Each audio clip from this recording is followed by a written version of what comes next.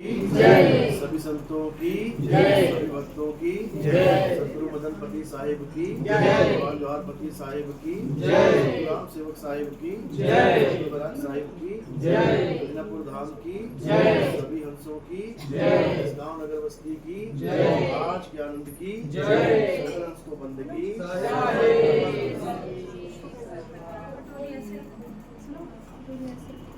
तो आज दिल्ली में परमपिता परमात्मा के इस मूल ज्ञान का प्रचार होने जा रहा है।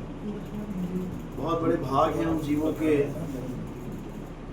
जो अपने पूरे जीवन काल में एक बार भी इस मूल ज्ञान को सुन पाते हैं, क्योंकि ज्ञान तो बहुत मिलेगा अलग अलग पंथों में, अलग अलग धर्मों में, अलग अलग संप्रदाय में, और ज़्यादा दूर क्या जाना, घर में बैठे बैठे मिल जाएगा।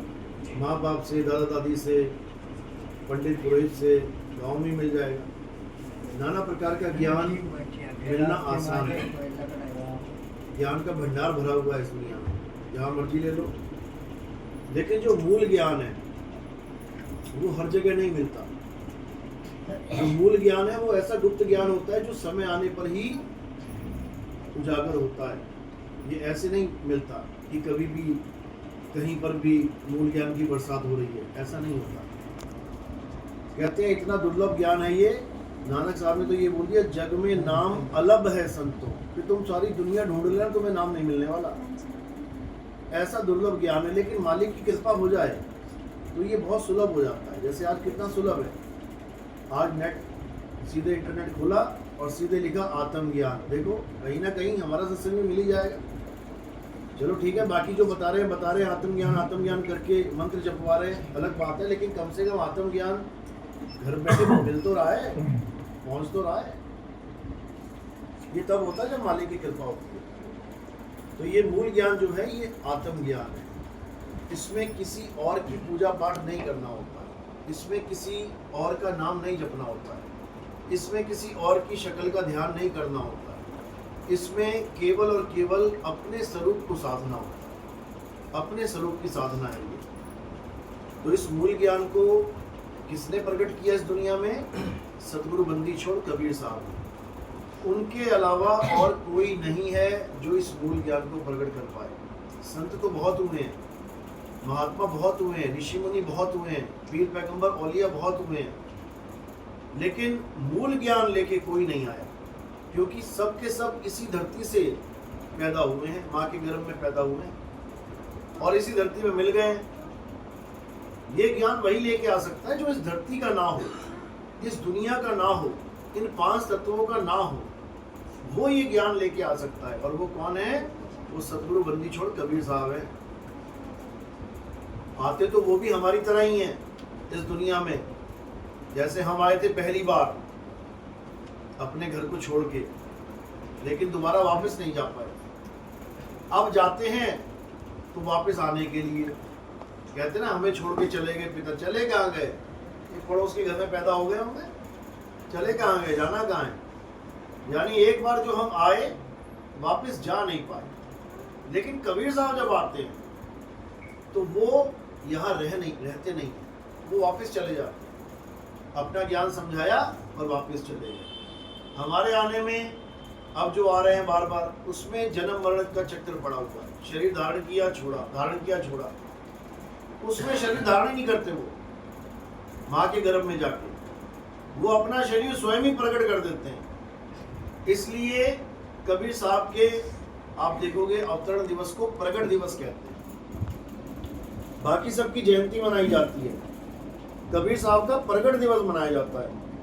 प्रकट स्थली बताया गया है काशी को, लहरतारा को। और गुप्त स्थली कहाँ बताया? मगहर में, यानी वहाँ वो गुप्त हो गए थे, लाश छोड़ के नहीं गए। लोग सोचते हैं कबीर साहब लाश छोड़ के गए तो हिंदू मुसलमानों ने वहाँ पे मस्जिद और वो बना दी समाधि। ऐसा नहीं है, बल्कि लड़ने लग गए थे वहाँ पे लोग कि हम जलाएंगे, हम दफनाएंगे। तो कबीर साहब ने कहा भाई लाश मिलेगी तो जला लेना, दफना लेना। लेकिन वहाँ लाश मिली नहीं। ये सब इसलिए हुआ क्योंकि वो काया है ही नहीं, वो परमात्मा की एक लीला है। जैसे विष्णु जी के कई अवतार है ना, ऐसे ही परमात्मा का ही अवतार समझ लो उनको। वो लीला करते हैं, केवल नौतम सूरत के रूप में लीला करने आते हैं। परमात्मा नहीं आते, परमात्मा तो वही है, वो आते जाते नहीं है। जो लीला वाला अंश है वो कबीर साहब को उन्होंने दे रखा है कि किसी को भी ज्ञान समझाना है कबीर साहब आएंगे। उसी को नौतम सूरत कहते हैं। और वही बंदी छोड़ इस दुनिया के जगत गुरु हैं, कबीर साहब ही जगत गुरु हैं। सारे संतों को ज्ञान समझाने वाले कबीर साहब ही हैं, चाहे वो दादू जी हैं, नानक जी हैं, रविदास जी हैं, मीराबाई है, कोई भी है, बिना कबीर साहब के किसी को ज्ञान नहीं हो सकता। तो वही कबीर साहब इस मूल ज्ञान को लेके इस भवसागर में आते हैं, हमें और तुम्हें वो मूल ज्ञान समझाते हैं, हमें और तुम्हें इस काल के जाल से छुड़ाते हैं। काल ने सबसे बड़ा जाल जो बुना हुआ है वो 52 अक्षरों का बुना हुआ है, सबसे बड़ा जाल। आज अगर इंसान सबसे ज्यादा फंसा हुआ है, जिसको हम कहते हैं कि भगवान की पूजा भी कर रहा है और पक्का मरेगा भी, वो ये 52 अक्षरी जाल है। देखने में लगता है कि दिन रात नाम जप रहा है, ये तो पक्का पार हो जाएगा, ये पक्का मरेगा। जो ज्यादा नाम जप रहा है वो पक्का मरेगा, और जो नाम छोड़ के आत्म स्वरूप को जानने की कोशिश कर रहा है वो पक्का तरेगा। जो नाम जप रहा है उसको जपी कहते हैं, जपी तपी सन्यासी ये जन्मों जन्म भटकते हैं, इनको पड़ेगी काल की फांसी। और जो आत्मज्ञानी होते हैं वो यहाँ सदा सदा के लिए यहाँ से मुक्त हो जाते हैं, उनको वापस नहीं आना पड़ता। इसीलिए कबीर साहब ने जप तप का मना किया, खंडन किया। ना मैं जप में, ना मैं तप में, ना एकांत निवास में, मोह को कहाँ ढूंढे रे बंदे, मैं तो तेरे पास में। जप तप का तो खंडन कर दिया, लेकिन फिर ज्ञान किसका बताया? आत्मज्ञान। कहते हैं आत्म ज्ञान बिना नर भटके, कभी काबा कभी काशी, जल में मीन प्यासी, मुझे देखते आवे हासी। यानी हमने कौन सा ज्ञान प्राप्त करना है? आत्मज्ञान। आत्मज्ञान का मतलब ये नहीं कि दिन रात जपते रहो मैं आत्मा हूं, मैं आत्मा हूं। ऐसे पंथ भी चल रहे हैं, आपको यकीन नहीं होगा, ऐसे पंथ चल रहे हैं जो आपको दिन रात यही जपवाएंगे। बस तुम ये बोलते रहो मन में, मैं आत्मा हूं, मैं आत्मा हूं, मैं आत्मा हूं। अब हमारा सत्संग अगर वो सुनेगा और मैं कहूंगा कि तू आत्मा है, तो वो क्या कहेगा? हाँ, हमारे गुरुजी भी कहते हैं मैं आत्मा हूं, इसीलिए मैं जप रहा हूं, मैं आत्मा हूं। जपना नहीं है, मरवा दिया तेरे गुरु ने तुझे जपवा के, मैं आत्मा हूं, मैं आत्मा हूं करके। आत्म तत्व का ध्यान धरना है, मैं आत्मा हूं, मैं आत्मा हूं, जपना नहीं है। इतने शातिर हैं ये काल के दूत कि क्या बताएं। बुद्धि ऐसी भ्रष्ट कर दी लोगों की कि कोई सोच भी नहीं सकता। इसी को आत्म ज्ञान को निज नाम कहते हैं। अब निज नाम के नाम पे भी ड्रामा चलता है। निज नाम कैसे देते हैं कई गुरु वालों?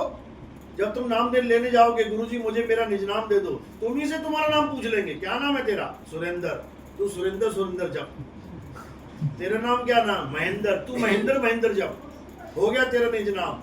अब जहां पर मैं कहूंगा भाई तुम्हें निज नाम चाहिए, तुम्हें तुम्हारा नाम चाहिए, अब बंदा क्या सोचेगा? हाँ, मेरे गुरु ने तो मेरा ही नाम दे रखा है, तेरा नाम नहीं दे रखा, तेरा बेड़ा गर्क कर रखा है। क्यों? क्योंकि अपना नाम भी 52 अक्षरों में ही आता है। ये 52 का जाल टूटने का नाम नहीं ले रहा, कान इधर से छुड़वा के इधर पकड़ाए जा रहे हैं। लेकिन कबीर साहब क्या कह रहे हैं? जब 52 का टूटे डोरा, 52 का डोरी तोड़ दो, ना किसी और का नाम जपना है, ना अपना नाम जपना है। जब 52 का टूटे डोरा, सहजे छूटे काल झकोरा, फिर नहीं आए फिर नहीं जाए, और सार शब्द में रहे समाये। फिर तुम्हें तुम्हारा असली ठिकाना मिलेगा, तुम्हें तुम्हारा असली घर मिलेगा। और वो घर क्या है? सार शब्द ही तुम्हारा असली घर है। सार शब्द ही तुम्हारे लिए सतलोक है। सार शब्द ही तुम्हारे लिए अलग लोक, अगम लोक, अनामी लोक है। ये अलग से लोक नहीं देखने हैं कि अलग से लोगों की खोज कर रहे हो तुम। कई चेले क्या कहते हैं दूसरे गुरुओं के?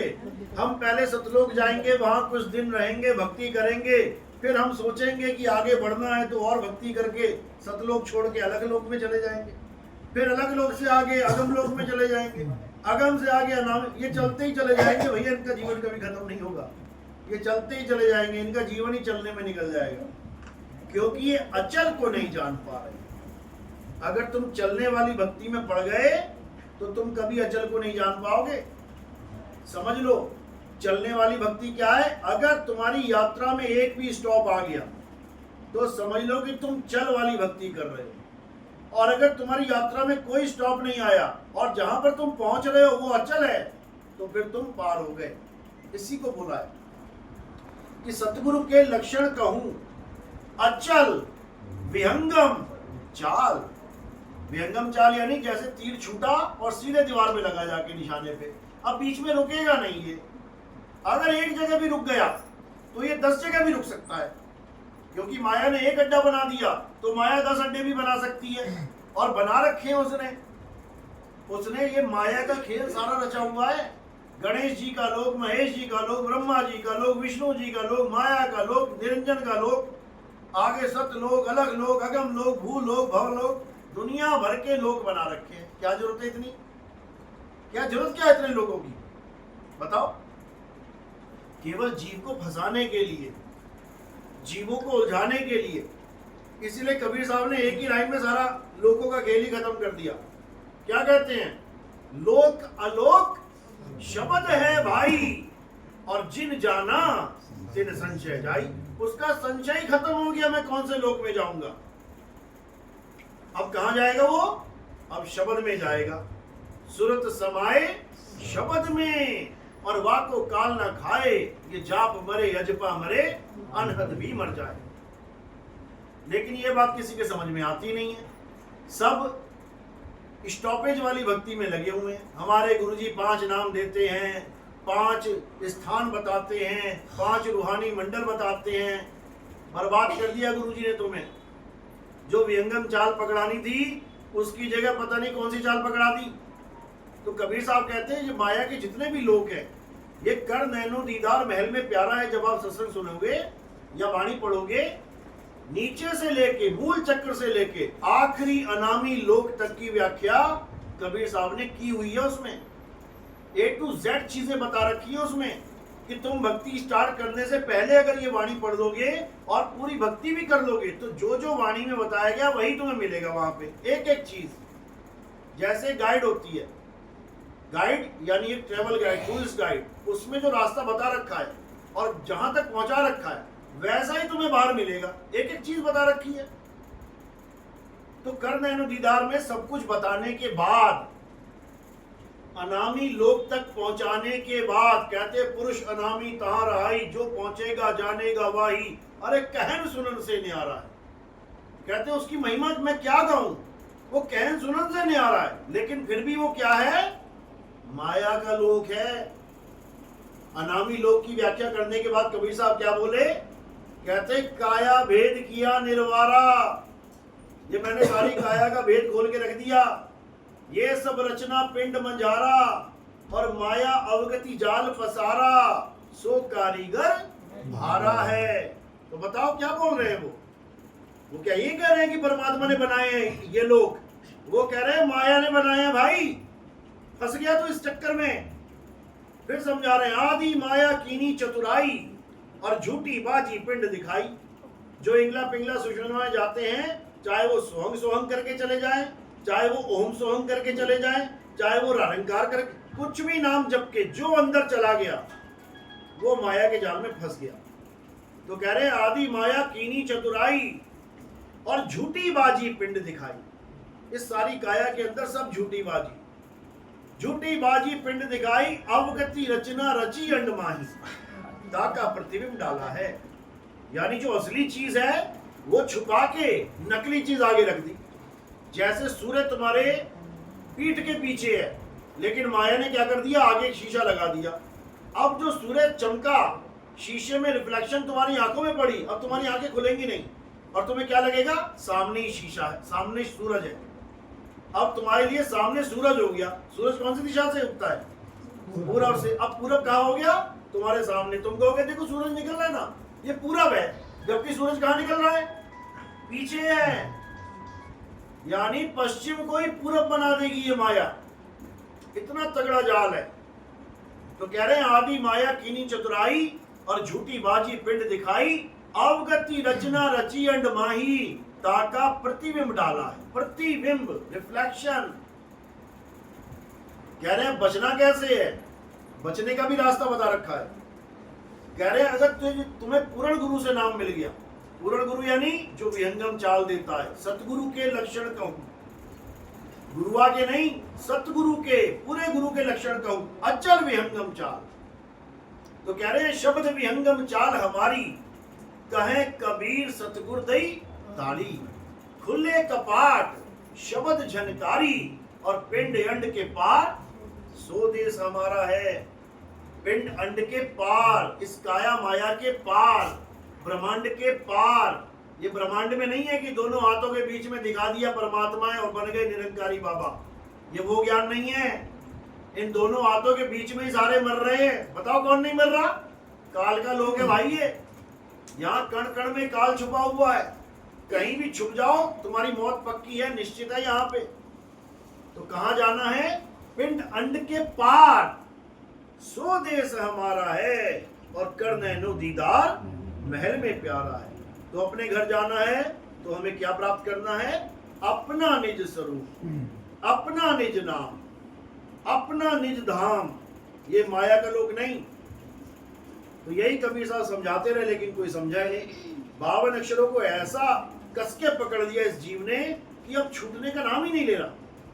अगर कोई ये कह दे कि हिंदू धर्म वाले राम राम जपना छोड़ दो, तो उनको लगता है कि हमारा धर्म ही खत्म हो गया। वो केवल अक्षरों को धर्म मान बैठे हैं। अगर कोई कह दे कि भाई मुसलमान अल्लाह अल्लाह जपना छोड़ दो, उनको लगता है कि सब कुछ खत्म कर दिया इन्होंने। यानी नाम को ही सब कुछ मान बैठे हैं। परमात्मा की कोई बात करता है कि भगवान की पूजा करो, उठा के नाम की पूजा करने लग जाते हैं, नाम जपने लग जाते हैं। यानी 52 अक्षरों को ही ये सब कुछ मान के बैठ गए हैं। और कबीर साहब 52 का ही खंडन करते हैं। क्या कह रहे हैं? 52 अक्षर जीव आधारा, आदि अक्षर जीव्या से न्यारा, वाही को सत सिमरण कहिए। वो है असली सिमरण। ये 52 अक्षरी वाला सिमरण नहीं है असली, ये नकली है। इसको गुरु ग्रंथ साहब ने क्या बोला? कृत्रिम नाम कथे तेरे जीवा। यानी हे परमात्मा, तेरे जितने भी नकली नाम हैं वो इस जीव से बोले जाते हैं। अब जो जीव से बोला गया नाम वो सब नकली है। चाहे तुम सतनाम सतनाम भी क्यों ना बोलो, वो भी नकली है, क्योंकि सतनाम कोई बोलने वाली चीज ही नहीं है। सतनाम तुम्हारा शब्द स्वरूप है, आत्म स्वरूप है। वो बोलने वाली चीज नहीं है, वो अनुभव करने वाली चीज है। जैसे पानी पीने वाली चीज है, जपने वाली चीज नहीं है। आग तापने वाली चीज है, जपने वाली चीज नहीं है। लेकिन लोग तत्व ज्ञान को ना जान के अक्षर ज्ञान में उलझ जाते हैं। तो साहिब यही समझा रहे हैं कि 52 अक्षर जोरे यान। हिंदुओं ने रा मा जोड़ लिया, मुसलमानों ने आ ला हा जोड़ लिया, सिखों ने वाह हा गु रू जोड़ लिया, ईसाइयों ने हा ले लुया जोड़ लिया। अपने अपने अक्षर जोड़ के उसी को अपने भगवान मान बैठे। तो साहिब यही समझा रहे हैं, 52 अक्षर जोरे आन, और सकियाना अक्षर एक पहचान। उस एक अक्षर अविनाशी को नहीं जान पाए, जिसकी वजह से ये 52 अक्षर पैदा हो रहे हैं। ये 52 अक्षर पैदा करने वाला कौन है? वो एक अक्षर। एक अक्षर कौन? अक्षर यानी अविनाशी। वो एक अविनाशी है जो ये 52 अक्षर पैदा कर रहा है। उस अविनाशी को ना जान के हम 52 अक्षरों को सत्य मान बैठे हैं। ये मंत्र जप ले, वो मंत्र जप ले, वो कर ले, ये कर ले। और कबीर साहब कह रहे हैं तंत्र मंत्र सब झूठ है, इनमें न भर में कोई, और सार शब्द जाने बिना शाखा हंस ना होए। कबीर साहब मना कर रहे हैं कि छोड़ दे ये सारे नाम, लेकिन ये जीव बेचारा नाम छोड़ेगा तो क्या, और पकड़ के बैठा हुआ है, और ज्यादा नाम जपने में लग गया। पहले 2-4 माला करता था, कोई गुरु जीवन में आ गया जपी, वो उससे 20-20 माला करवा रहा है, और ज्यादा जंजाल में फंसा दिया। तो यही कबीर साहब बार बार समझा रहे हैं कि 52 के जंजाल में अरे फंस गया ये संसार, और सिमरन 52 का करे कैसे लागे पार। यानी जिसको छोड़ना था उसको पकड़ लिया, और जिसे पकड़ना था वो मिल नहीं रहा, तो करेगा क्या बेचारा जीव? धक्के खाएगा। तो इसलिए क्या बोला कि आत्मज्ञानी गुरु के पास जाओ, जो तुम्हें तुम्हारी आत्मा का भेद समझाए, जो तुम्हें तुम्हारा असली तत्व का भेद समझाए, उसी को तत्वदर्शी संत कहते हैं। गीता में यही समझाया, अध्याय 4 34वां श्लोक, हे अर्जुन, अगर तुम सत्य को जानना चाहते हो, अगर तुम उस परम तत्व को जानना चाहते हो, तो कहां जाओ? तत्वदर्शी संत की शरण में जाओ। वो तत्वदर्शी संत तुम्हें नाम नहीं जपवाएगा, वो तुम्हें तत्व का बोध करवाएगा। दो प्रकार के तत्वों का ज्ञान देगा, एक नकली तत्व और एक असली तत्व। नकली को छुड़वा देगा क्योंकि थोथा ज्ञान है, और असली को पकड़ा देगा क्योंकि सार ज्ञान है। इसलिए बोला सतगुरु ऐसा चाहिए, जैसा सूप सुहाए और सार सार तो गही रहे, थोथा दे थोथे को उड़ा देगा वो। थोथे में क्या आ गया? ये 5 तत्व थोथा है। अब ये 5 तत्वों से क्या बना है? ये सारा संसार इन्हीं 5 तत्वों से बना है। अब इस संसार में जो कुछ भी तुम्हें दिख रहा है वो सब थोथा है, सब। इस पूरे संसार में जो भी तुम्हें दिख रहा है वो सब थोथा है। क्या क्या दिख रहा है इन्हीं 5 तत्वों में? पेड़ पौधे, जीव जंतु, मंदिर मस्जिद गुरुद्वारा चर्च, ये सारे तीर्थ स्थान, ये सारी नदियां नाले, ये सारे पहाड़, सब कुछ क्या है? ये थोथा। यानी जो भी चीज तुम्हें दिखाई दे रही है वो थोथा है। और क्या नहीं दिख रहा है तुम्हें? वो सार है। क्या नहीं दिख रहा? तुम्हें अपना स्वरूप नहीं दिख रहा, तुम्हें अपना ज्ञान नहीं दिखाई दे रहा। तुम बाहर देखते जा रहे हो, अपने बारे में नहीं जान रहे हो कि मैं कौन हूं। बस इसी को समझना है।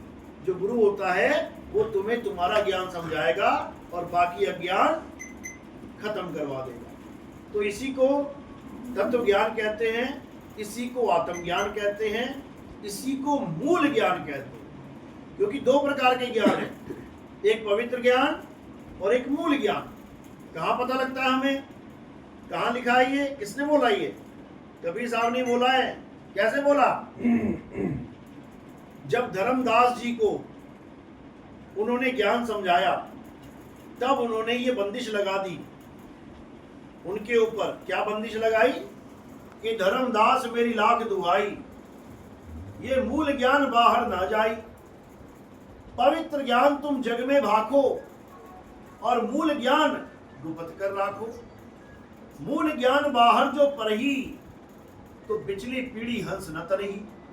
कहते हैं जो असली ज्ञान है, मूल ज्ञान है, ये आप किसी को मत बताना, बिल्कुल छुपा के रखना है।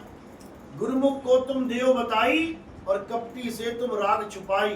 जो तुम्हें लगे कि हाँ बहुत ज्यादा जिज्ञासु जीव है, वह भक्ति करना चाहता है, उसको तो बता दो, लेकिन आम जनता को मत बताना। क्यों? कारण क्या है? क्योंकि आम जनता को अगर ये ज्ञान उजागर हो गया तो जब हमारा असली पंथ चलेगा और वो बताएंगे असली सत्य को, तो जनता को क्या लगेगा? अरे ये तो हमारे गुरुजी भी बताते थे। जनता दोनों में फर्क नहीं समझ पाएगी। इसलिए इस ज्ञान को गुप्त रखना और क्या बता देना? ये कहानी ज्ञान सुना देना। कौन सा कहानी ज्ञान? परमात्मा ने काल पैदा कर दिया, माया पैदा कर दी, दोनों की शादी हो गई, 3 बच्चे हो गए, फैमिली हो गई। ये पवित्र ज्ञान है। और मूल ज्ञान क्या है? आत्म तत्व मूल ज्ञान है। तो क्या बोले? धर्मदास ये जग बौराना, कोई न जाने पद निर्वाणा। यही कारण मैं कथा पसारा और इनसे कहिए राम निहारा। कह रहे ये कथा मैंने पसारी है, ये काल ऐसे माया ऐसे, ये मैंने बताया, कथा मैंने सुनाई है। ये तत्व ज्ञान के आधार पे एक एक तत्व को अलग अलग रूप दे दिया मैंने। जो परमात्मा है उसको कौन सा रूप दे दिया? सार शब्द का रूप। जो सार शब्द है उसे एक सत्य पुरुष का रूप दे दिया कि एक सोफे में बैठा है। ये रामपाल जी महाराज क्यों कहता है बार बार कि परमात्मा तख्त पे बैठा, तख्त उस पर लिखा है तख्त पे बैठा है, उस पर लिखा है तख्त पे बैठा है, इसलिए उसको ये समझ में आ जाता है तख्त पे ही बैठा होगा। उसको ये नहीं पता तख्त लगा कहाँ है, वो सिंहासन लगा कहाँ है। कबीर साहब कहते हैं अब तो जाए चढ़े सिंहासन और मिले हैं सारंग पानी, और राम कबीरा एक भय हैं कोई ना सके पहचानी। ये उसके दिमाग में नहीं जा रही है बात। उसको तखत ही याद आ रहा है, वहां 4 पहिया लगा है, वहां पे उसमें बैठे हुए हैं 4 पाए के तखत पे। तो जो सार शब्द है वो सत्य पुरुष बना रखा है। उसके बाद जो सुरता है, सुरत, उसको अक्षर पुरुष बना रखा है। अक्षर पुरुष को नींद आ गई, काल पैदा हो गया, ऐसा हो गया वैसा। ये नींद कौन सी आ गई? अज्ञानता की नींद आ गई, यानी शब्द से सूरत जुदा हुई, अज्ञानता में सो गई, वापस नहीं जा पा रही है। इसीलिए साहिब कह रहे हैं, मैं कहता हूं जागत रहियो और तू जाता है सोई रे। एक बार नहीं काल पैदा किया तुमने, बार बार काल को पैदा कर रहे हो, बार बार। जैसे प्राण छूटने वाले होते हैं, ये अक्षर पुरुष फिर खलबली मचाने लग जाता है और ये काल भगवान को पैदा कर देता है। इसी काल को पैदा होने से रोकना है। कैसे रोकेंगे? तत्व ज्ञान के द्वारा। तो जो हमारी सुरता है, जिसको हम सुरत कहते हैं, उसको अक्षर पुरुष का नाम दे दिया कबीर साहब ने कि अक्षर पुरुष सो गया, अंडा गड़गड़ा गया, उसमें से काल आ गया। अब ये काल कौन है? तत्व ज्ञान में मन ही काल है। इसी को बोला साहिब ने, मन ही स्वरूपी देव निरंजन, तुम्हें रागे भरमाई हो, ए हंसा तू अमर लोक का, पढ़ा काल बस आई हो। अब मन ही स्वरूपी देव निरंजन, अब लगा लो फिर काल भगवान कहाँ है? सबके अंदर बैठा हुआ है, सबके अंदर। वो कोई एक काल भगवान नहीं है, ये जितने लोग बैठे हैं उतने काल भगवान है। समझो इस बात को, जितनी सूरत है उतने ही काल भगवान पैदा होके बैठे हुए हैं। अब ये तो हो गया काल भगवान मन। अब माया क्या है? अष्टांगी। ये क्या है? 5 तत्व 3 गुण, इसको अष्टांगी बना दिया साहिब ने। आगे 3 बच्चे और पैदा हो गए, उसको रजोगुण सत्वगुण तमोगुण बनाया। तो जाके कहानी, एक कथा तैयार हो गई। उसी कथा का प्रचार अनुराग सागर कबीर सागर में है। उसी कथा को पढ़ पढ़ के ये सब ज्ञानी बने हुए हैं, ये सब ठेकेदार बने हुए हैं। मैं काल से बचा लूंगा। मैं ये देखा तक नहीं इन लोगों ने कभी काल को, कभी काल को इन्होंने जाना ही नहीं, और ये ठेकेदार बन गए कि हम बचा लेंगे तुम्हें काल से। अरे काल से बचाना नहीं है, काल को मारना है। काल को मारना है, अपने अपने काल को मारना है। इसलिए साहिब इशारा कर रहे हैं, मन को मार गगन चढ़ जाई और मान सरोवर बैठ न आई। तो मन को कौन मारेगा? तुम ही मारोगे। अभी क्यों नहीं मार पा रहे हो? क्योंकि तुम्हें जुगती नहीं पता मारने की। सामने एक आदमी खड़ा है, अब उसको मारने का एक तरीका है, और वो तरीका तुम्हें पता नहीं है, तो क्या मारोगे? कभी नहीं मार पाओगे। अरे राम नहीं मार पा रहा रावण को, तीर मार मार के बेहाल हो गए राम जी। कह रहे मर क्यों नहीं रहा ये? मर क्यों नहीं रहा ये? उसका तरीका ही नहीं पता भगवान जी को। समझो, तो तरीका कौन बता रहा है? विभीषण बता रहा है। अरे प्रभु राम हो गए तुम, राम दुनिया के, इधर आओ मैं बताता हूं तुम्हें। तुम ना मार पाओगे इसको, इसको मारना है, इसकी नाभि में मार। तो राम जी बन गए चेला, और गुरु कौन बन गया? बस रामायण खत्म ही तब होगी जब गुरु जी का ज्ञान मिलेगा राम जी को। समझ लो, बिना गुरु के रामायण भी खत्म होने वाली नहीं है। और तुम कह रहे हो बिना गुरु के मुक्ति मिल जाएगी? तुम्हें नहीं मिलेगी। तो राम जी ने जब विधि जान ली कि कैसे मरेगा, फिर एक में ही कांड कर दिया उसका। इसी प्रकार तुम्हें भी नहीं पता कि ये मन मरेगा कैसे, इसीलिए बार बार पैदा हो रहे हो। साहिब ने बाणी में समझाया, माया मरीना मन मुआ और मरी मरी गया शरीर, आशा तृष्णा नाम हुई कह गए संत। तो सबसे पहले गुरु क्या करता है? गुरु आशा तृष्णा खत्म करवाता है। सबसे पहले आशा तृष्णा। नाम दीक्षा देते हुए हम पूछते हैं, हाँ भैया अगले जन्म में आना तो नहीं चाहता? बता ले। पता लगा मैं टिकट दूं और तू कहे नहीं मैं तो आना चाहता हूं। ये आना ही आशा तृष्णा है। समझ ले, ज्यादा अमीर तो नहीं बनने के लिए आया यहाँ पे कि मेरे धंधे चल पड़े, मैं करोड़पति हो जाऊं।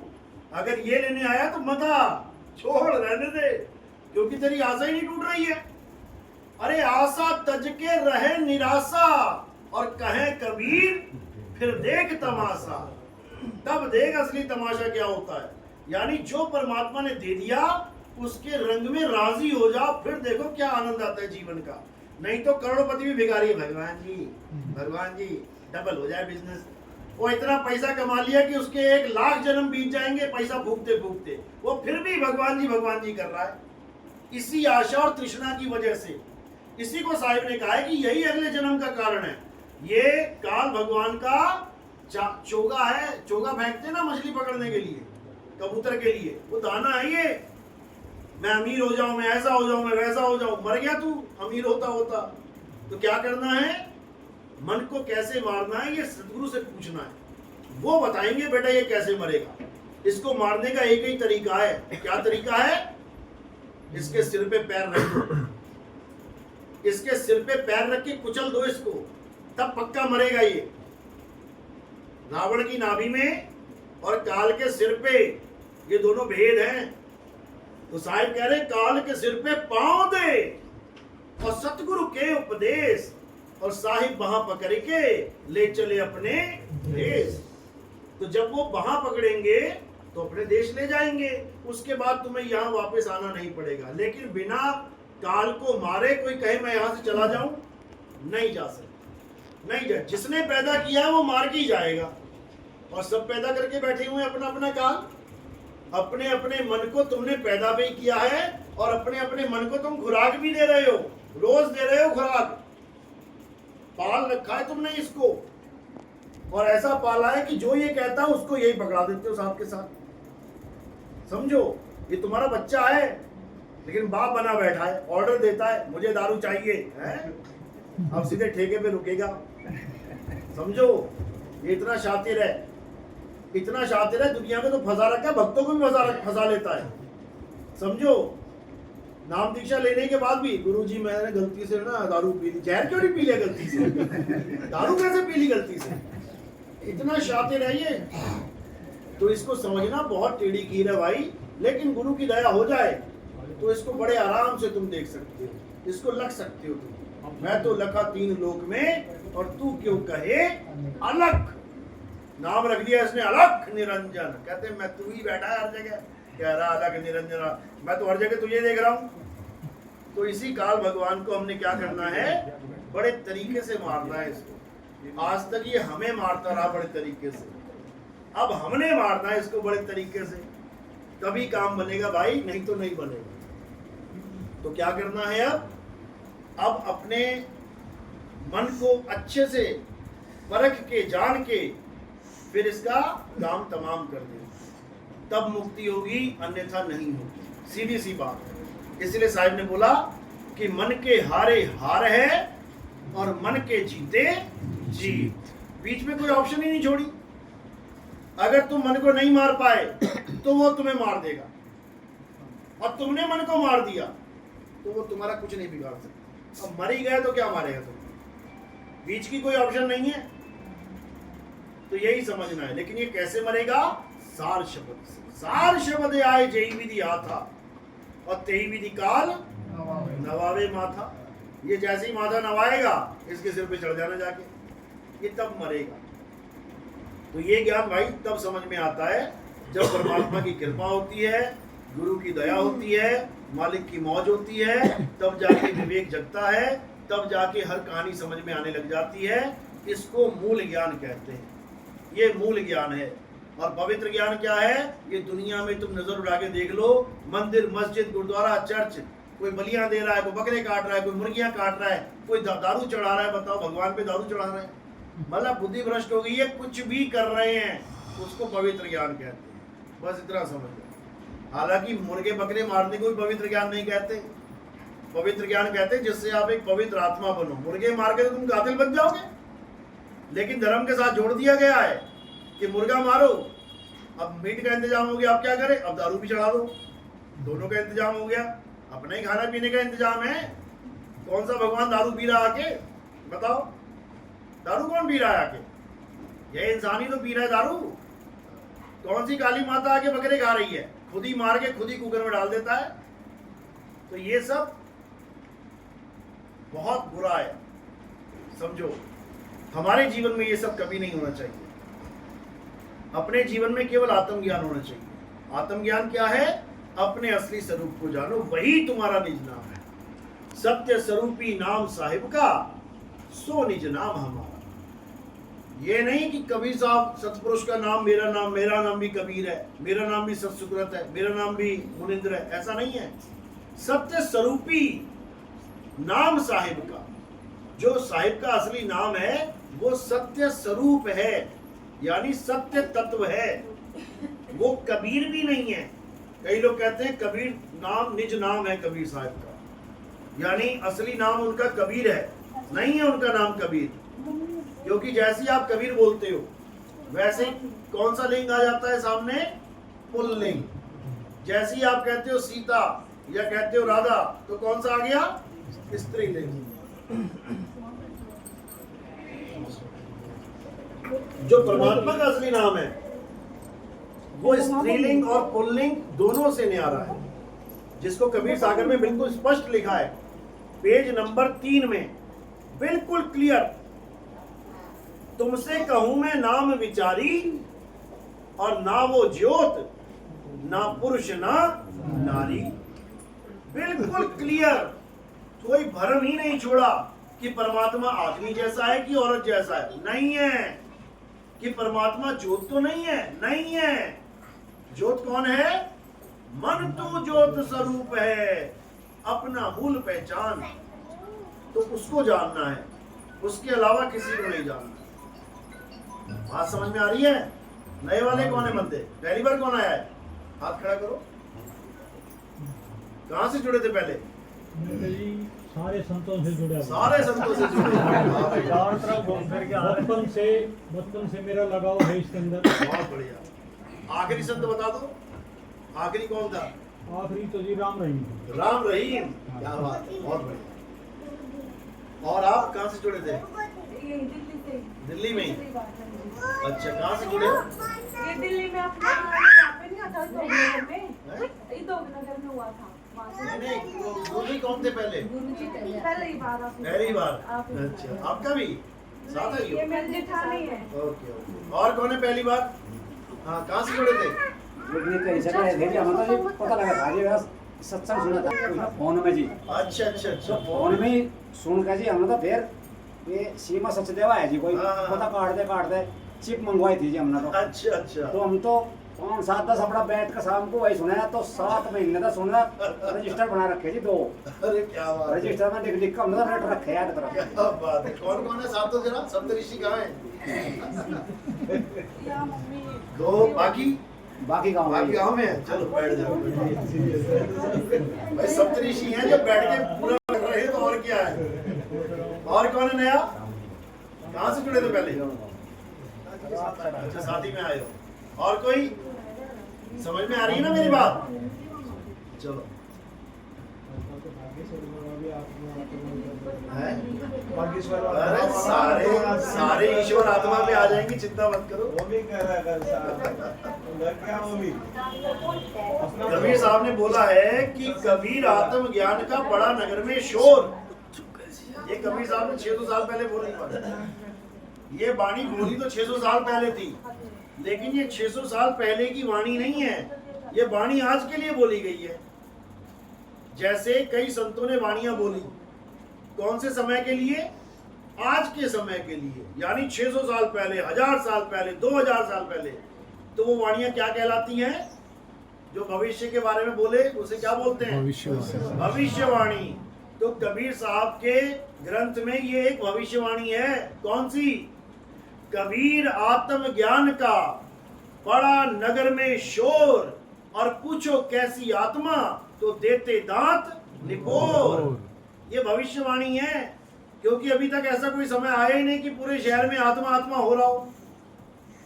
पूरे शहर में आत्मा आत्मा आत्मा कोई कर ही नहीं रहा आज तक।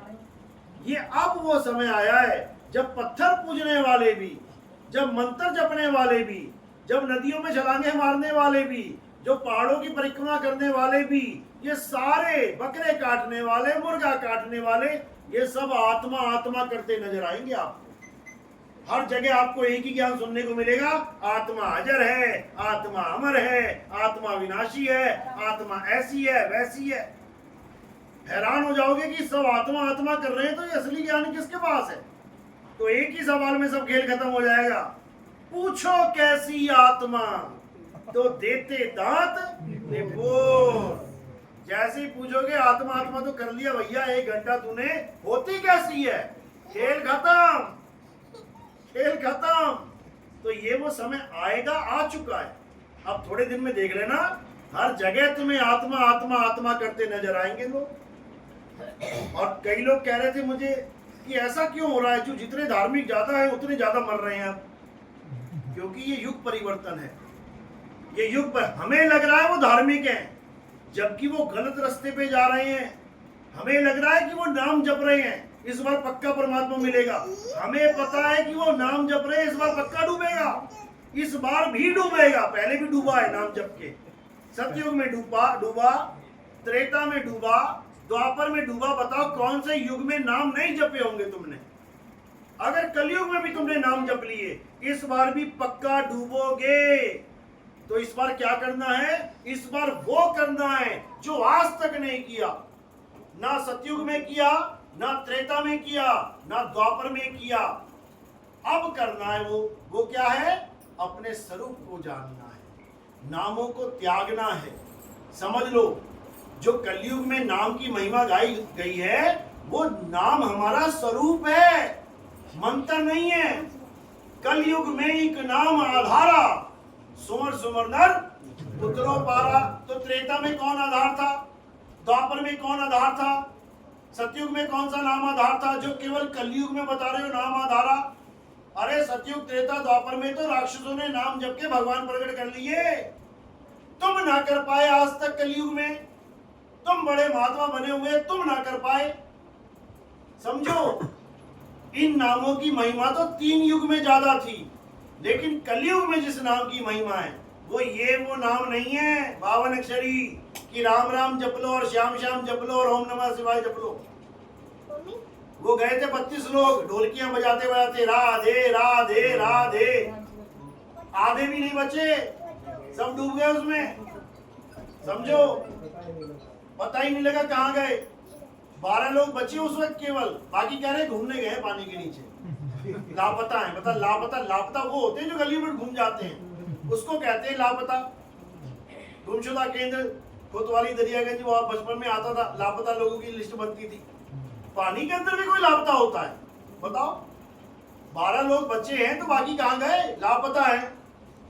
ऐसा नहीं होता। तो कहने का मतलब क्या है? अब वो नाम नहीं जपने हैं जो सतयुग त्रेता द्वापर में जपते आए हैं, अब इनको छोड़ देना है। अब कौन से नाम को याद करना है? सुमिर का मतलब होता है याद करना। सुमिर सुमिर नर उतरो पारा, यानी उसको याद करना है। किसको याद करेंगे? अपने स्वरूप को याद करेंगे। जिस स्वरूप को हम भूल चुके हैं उसे याद करेंगे। और वो स्वरूप क्या है?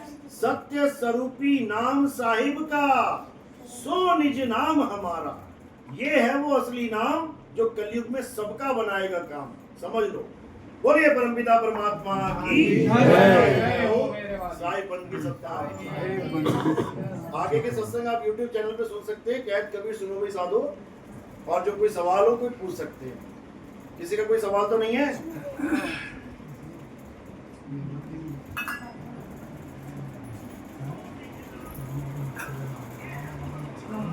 चलो, अब आरती का समय। आरती कैसे करनी है समझ लो। हमारे यहाँ किसी पत्थर की, मूर्ति की, फोटो कैलेंडर की, फ्लैक्स बोर्ड की आरती नहीं होती। हमारे यहाँ किसकी आरती होती है? हमारे यहाँ जीवित आत्मा की आरती होती है। जीवित आत्मा, जिसको जिंदा राम कहते हैं, क्योंकि आत्मा मुर्दा होती नहीं है, वो सदा सदा जीवित है।